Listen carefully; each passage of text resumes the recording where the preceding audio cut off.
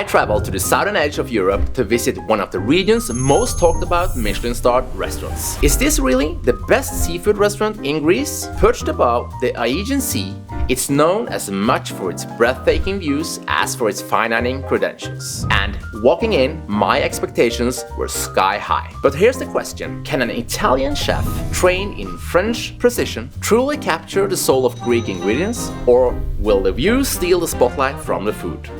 Well, I promise an answer to that question. But first, welcome to Tastebud. I'm a sommelier with 20 years of experience exploring the world's finest restaurants. On this channel, I share in-depth reviews of the best fine dining destinations around the globe, all rated using my unique 100-point scoring system. Make sure to subscribe as I have tons of amazing reviews coming your way. In today's episode, we're heading to the stunning southern coast of Athens, where I'll take you inside Restaurant Pelagos for a full fine dining experience. You'll join me course by course through the tasting menu with detailed insights into every dish and the wine pairing along the way. And make sure to stick around until the end, where I'll reveal my final verdict. Does Pelagos truly live up to its Michelin star, or is the hype bigger than the bite? Our journey tonight starts on the sun-soaked shoreline that runs along the Saronic Gulf, where pine-covered hills drop into turquoise waters and seaside promenades are lined with palm trees,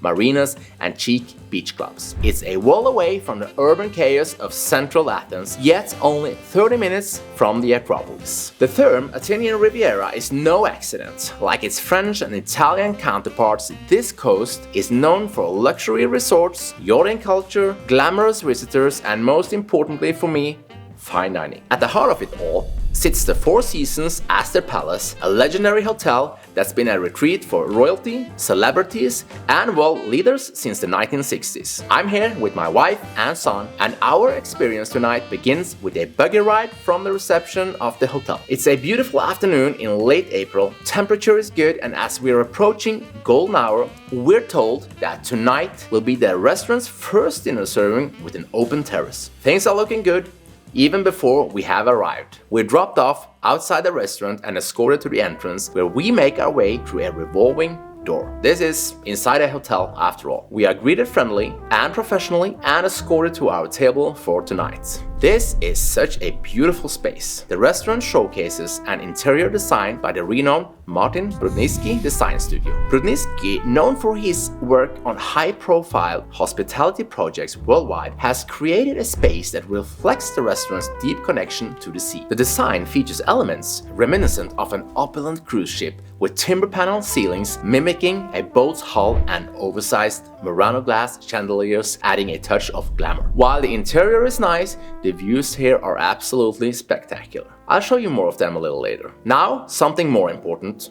Champagne. Chaquesson Cuvée 745 is poured as an aperitif, specifically chosen by the sommelier to go with the snacks. This is a complex and precise champagne based on the 2017 harvest. It's a blend dominated by Chardonnay from Avis and Dissy, with smaller portions of Pinot Noir and Pinot Meunier. No added dosage here. It's extra brut, dry and mineral driven, with notes of citrus oil, green apple, and freshly baked brioche. Bright and tense on the palate, yet with a generosity that pairs beautifully with the snacks. And here they are, 3 different small bites served at the same time. First up, we have corn nigiri with sea bream, a playful bite, sweet, soft corn with clean, high-quality sea bream laid across the top. It's gentle, textural amuse-bouche, setting the tone without overpowering. Next, mushroom cracker with cheese fondue and elderberry. This one shines. The cracker snaps with a nutty earthiness, while the drops of cheese fondue adds a creamy richness. The elderberry brings a tiny pop of fruit,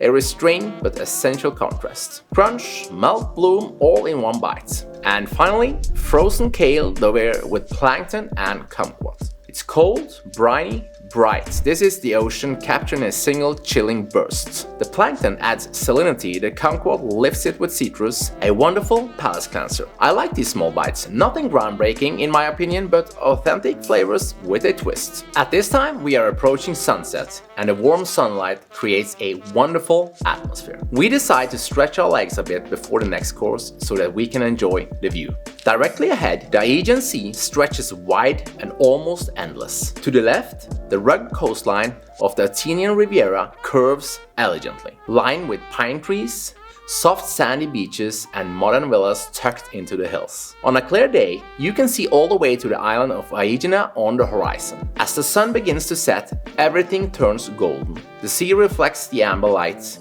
the breeze cools slightly, and the entire terrace feels like it's suspended between sky and water. This is truly a spectacular location, and my wife seems to be satisfied with it as well. Back at our table, the waiter returns with one more appetizer before the main courses. This is barbecued beetroot, served with a sauce of citrus and pepper, and topped with a foam of coffee and beetroot. Not the most elegant plating, but the flavors here were fantastic.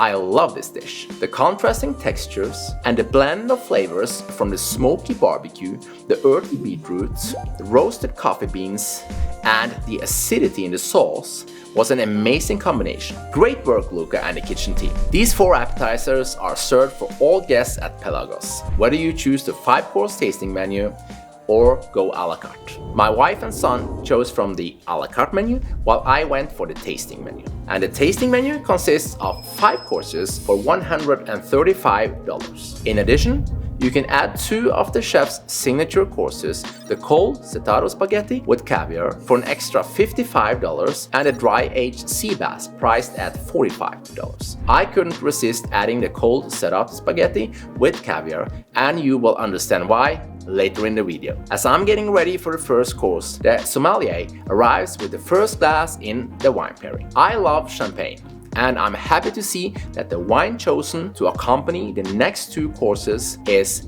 Philippona Extra Brut Blanc de Noirs 2018. This 100% Pinot Noir comes from Premier and Grand Cru vineyards, so this is high quality grapes. Fermented in oak and aged on lees, it's a powerful and structured champagne. You get notes of red currant, chalk, toasted hazelnut, and a distinct minerality. It's vibrant and broad, perfect for the first course, which is beef tartare with beetroot, smoked pike roe, and lovage ice cream.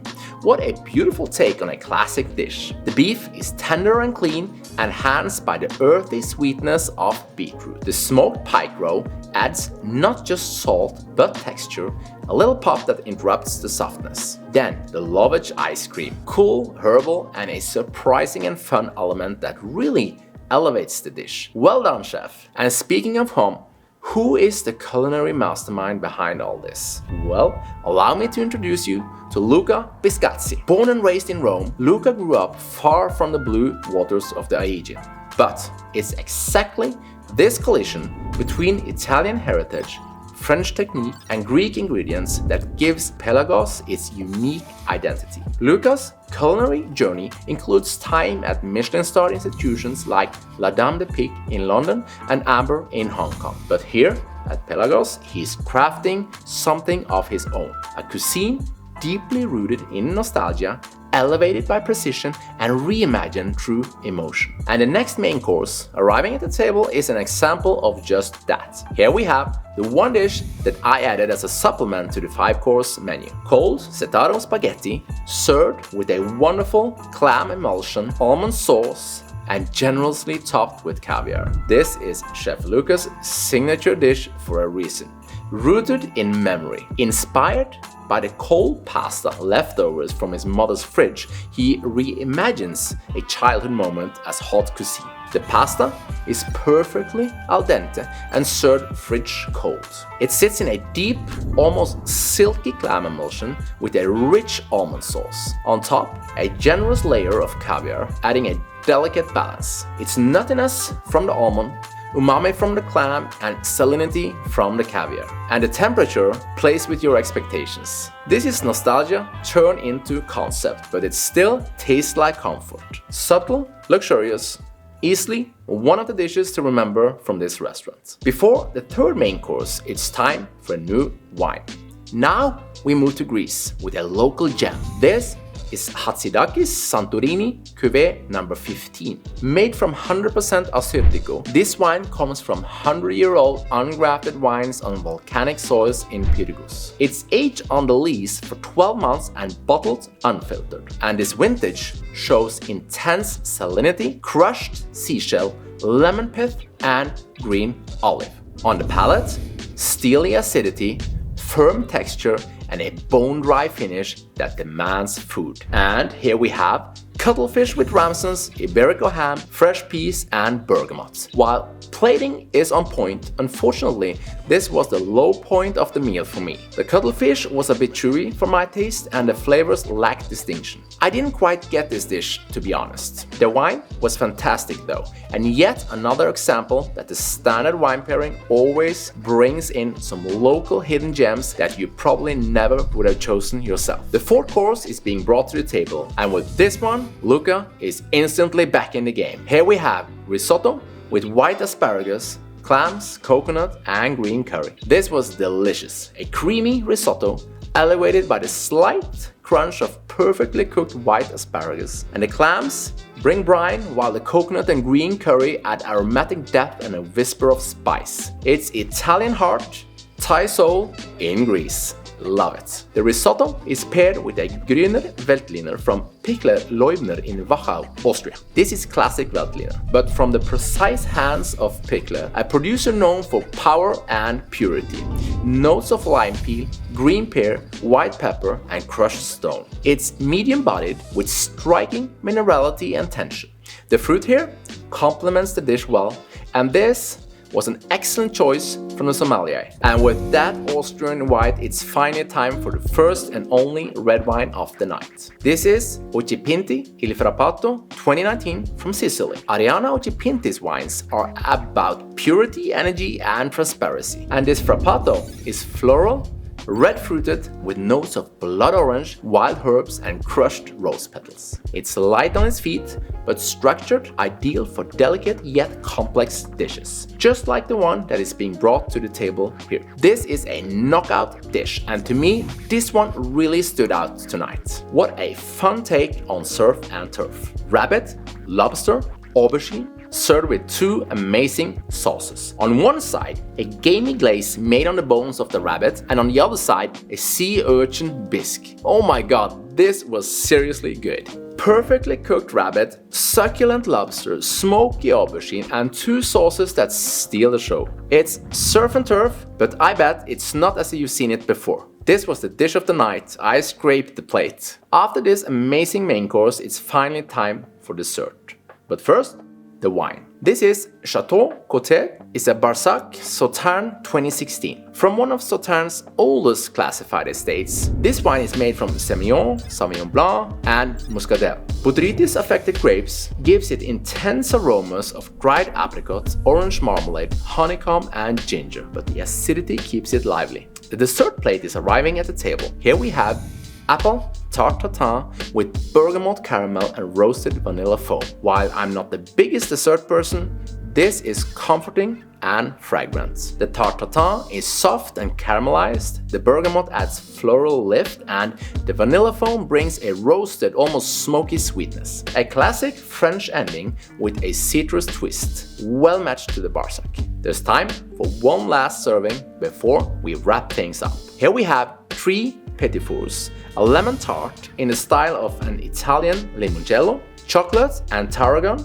and a passion fruit bonbon. A trio of acidity, richness, and freshness. But we didn't finish all of them, to be honest, a sign that we were all satisfied and that the portions were hearty. But was it worth the price? Let's dive into my ratings and final verdict for Restaurant Pelagos. But before we do that, I'd like to thank you so much for watching. If you enjoyed this video, please hit like and subscribe. Your support helps me bring more stories from the world's best chefs and restaurants to you. Now, let's evaluate the first category: design and atmosphere. This is a stunning restaurant in a truly spectacular location. Inside, the design is modern and elegant. Outside, the terrace offers spacious seating with panoramic views over the Aegean Sea. It's hard to imagine a more perfect setting for a fine dining experience. It's a full score for me. 10 out of 10 for design and atmosphere. The next category is service. And there's really not much to complain about here. The service is professional and generally attentive. That said, I did find myself missing some of the warmth and personal touches that elevate a great experience. A few members of the team felt more reserved and formal than friendly, which slightly impacted the overall vibe. Wine service in particular fell kind of short sometimes. On 2 occasions I found my glass empty and had to ask for a top-up just to have wine with the course, something that shouldn't happen at this level. All in all, the service was good but not great. 16 out of 20 points. Next up, we have the wine category. The wines selected for the pairing were generally very good, and most matched the dishes quite well. I would have appreciated a stronger focus on local Greek wines, especially given the country's incredible diverse and exciting wine scene. I did enjoy the range of regions and styles represented. Overall, a solid and thoughtful pairing experience. 16 out of 20 points for this category. Now for the most important category, the food. I think Chef Luca Piscazzi has created something truly special here at Pelagos. The restaurant and its location alone are worth the visit. But what you should really come here for is the food. It's honest, thoughtful, and executed with precision. While the plating may not be the most experimental or avant-garde, every dish is presented with care, elegance, and attention to detail. And most importantly, flavor leads the way in every course. All in all, a solid performance from the kitchen. 44 out of 50 points for the food category. That brings the total score for Pelagos to 86 points, placing it in my very good restaurants tier. Well done to Luca and the entire team. And if you're wondering how tonight's seafood-focused menu compares to the world's best seafood restaurants, watch this video next, where I visit the mind-blowing 3 Michelin-starred Poniente in Spain. Thanks for watching, and I look forward to see you in the next one.